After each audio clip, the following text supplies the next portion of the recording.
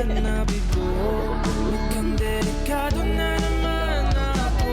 Bakit ba kinikilig na naman ako? Pero ngayon ay parang kakaiba.